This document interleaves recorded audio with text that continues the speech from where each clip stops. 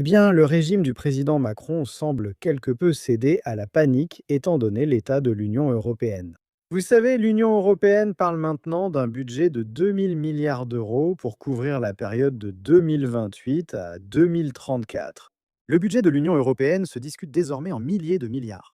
Et Jordan Bardella, bien sûr, le favori pour devenir le prochain président français, le chef du Rassemblement national, le parti de Marine Le Pen.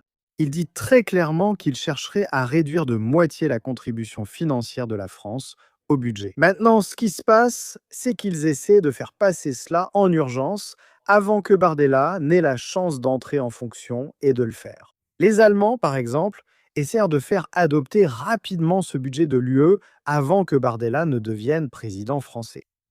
Et cela laisse le président Macron et ses alliés dans une situation très délicate. Ils vont avoir l'air ridicules ici, étant donné les sommes énormes que la France va probablement devoir débourser pour ce budget de 2000 milliards d'euros. Et clairement, ils sont très très inquiets avec cette élection présidentielle prévue pour avril 2027. Alors que font-ils? Eh bien, ce qu'ils envisagent de faire maintenant, c'est que Macron plaide pour 400 milliards d'euros de taxes européennes afin d'aider à financer ce budget.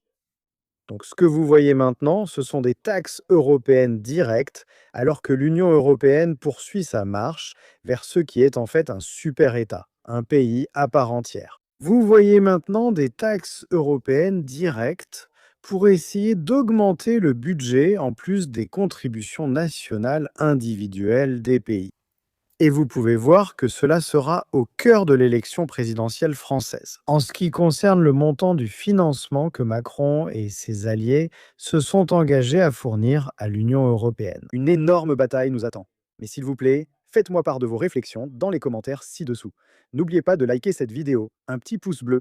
Et bien sûr, comme toujours, merci d'avoir regardé.